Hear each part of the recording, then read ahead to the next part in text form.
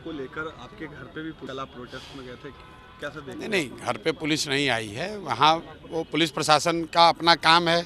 वो लोग ये बताने आए थे कि अगर मैं मार्च में जा रहा हूँ तो उनको सूचना होना चाहिए। प्रशासन अपना काम कर रहा है, हम लोग अपना काम कर रहे हैं। मुख्य बात ये है कि बिहार में पिछले कुछ समय से 1-2 सालों में लोकतंत्र को लाठी तंत्र में धीरे धीरे बदल दिया गया है। समाज का कोई भी वर्ग, चाहे वो आंगनवाड़ी सेविका हो, रसोईया हो, सरपंच हो, मुखिया हो, शिक्षक हो, जो भी वर्ग यहाँ पटना में सरकार से अपनी बात को रखने आता है, तो एक तरीका बन गया है कि उसको लाठी से मारो। धरना प्रदर्शन जो भी करने आ रहा है, मुझे लग रहा है कि ये लोकतंत्र के लिए ठीक नहीं है। छात्रों की क्या डिमांड है, सही है, गलत है, वो बहस का मुद्दा हो सकता है। सरकार को ये चाहिए कि कोई कमेटी बना ले। मुख्यमंत्री के पास खुद समय अगर नहीं है तो कोई एक वरीय अधिकारियों का, मिनिस्टरों का एक कमेटी बना दें, छात्रों के साथ बैठ के बात कर लें। 4 लाख छात्र अगर कुछ बात कह रहे हैं, सुनना तो पड़ेगा।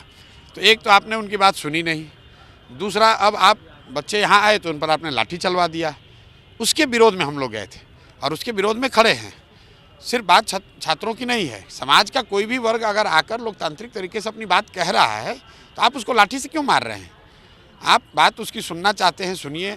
उसकी बात को का खंडन करना चाहते हैं, खंडन कीजिए। लाठी से मारने से तो लोकतंत्र नहीं चल सकता है। मार्च निकालने की आपने बात की थी, आज जाएंगे आप?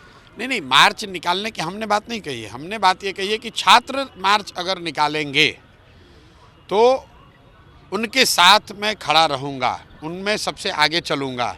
मैं देखना चाहता हूँ कि पुलिस और प्रशासन यहाँ कितना लाठी चला सकते हैं, क्योंकि आप कोई छात्र आता है उसको आपने लाठी से मार दिया, ये तो कोई तरीका नहीं हुआ। अगर परीक्षा को लेकर कोई गलती हुई नहीं है तो फिर 12,000 बच्चों के लिए री एग्जामिनेशन क्यों हो रहा है? तो कहीं ना कहीं सरकार तो ये मान रही है कि एक केंद्र पर गलती हुई है और छात्रों का ऐसा मानना है कि नहीं, एक केंद्र पर नहीं, बड़े पैमाने पर अनियमितता हुई है। तो सामान्य बात तो यही है कि अगर ऐसा लगता है लोगों को कि अनियमितता हुई है तो कम से कम एक बार बैठकर बात कर लें। जो उसका रास्ता कुछ निकलता है वो निकाल लें। जो छात्रों के साथ दुर्व्यवहार हुआ है, बर्बरतापूर्व कार्रवाई हुई है, जो लोग उसके लिए दोषी हैं उस पर कार्रवाई हो। जो एक छात्र ने आत्महत्या करी है, सोनू यादव ने, उसको सरकार को उचित कंपनसेशन देना चाहिए, ये मांग है। और हम लोग बस इतना ही कह रहे हैं कि आप किसी भी हालत में शांतिपूर्वक प्रदर्शन कर रहे, धरने पर बैठे हुए या कैंडल मार्च निकालने वाले, मार्च पास्ट करने वाले बच्चों पर लाठी मत चलवाइए। और अगर आप लाठी चलवाएंगे तो जब छात्र निकलेंगे तो हम लोग भी जनसुराज से, प्रशांत किशोर या जनसुराज के हमारे साथी भी उनके साथ खड़े होंगे। इतनी सी बात है। स्टूडेंट्स का कहना है कि इस प्रोटेस्ट में अब हमें कोई एजुकेटर और पॉलिटिकल पार्टी के लोगों की ज़रूरत नहीं है। कैसे देखते, क्या इसे पॉलिटिकली थोड़ा सा नहीं भाई, किया जा रहा है? कल हम जब वहाँ गए थे, आप लोग भी वहाँ रहे होंगे, हम वहाँ कोई पॉलिटिकल दल के तौर पे तो गए नहीं थे। हमने छात्रों को भी कहा है कि आप लोग सरकार को अल्टीमेटम दे दीजिए, 3 दिन का समय दे दीजिए। और आज भी जब मेरे से छात्र मिलने आए हैं तो हम लोग यही कह रहे हैं कि आप लोग एक कमेटी बनाकर सरकार से मिलिए। लेकिन छात्रों का ये कहना है कि पिछले 15-20 दिनों से वो लोग 10 दिनों से सरकार से मिलने का वो हर संभव प्रयास उन्होंने करके देख लिया। फिर भी मैंने छात्रों को आज यही कहा है कि एक बार फिर से सरकार के मुखिया, मुख्यमंत्री को वो पत्र लिखकर, आवेदन देकर टाइम मांगें, उनसे जाकर मिलें। और मेरा विश्वास है और आपके माध्यम से सरकार से अनुरोध भी है कि छात्रों से बातचीत करके इस मामले का निपटारा होना चाहिए।